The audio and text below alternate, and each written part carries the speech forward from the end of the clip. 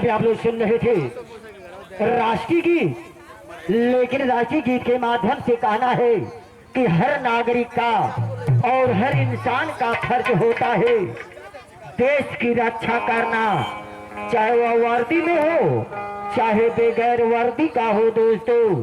तो इसीलिए कहा गया है कि मरना है तो मरो, अरे मरना है तो मरो वतन के लिए, क्यों मरते हो एक नई नवेली दुल्हन के लिए।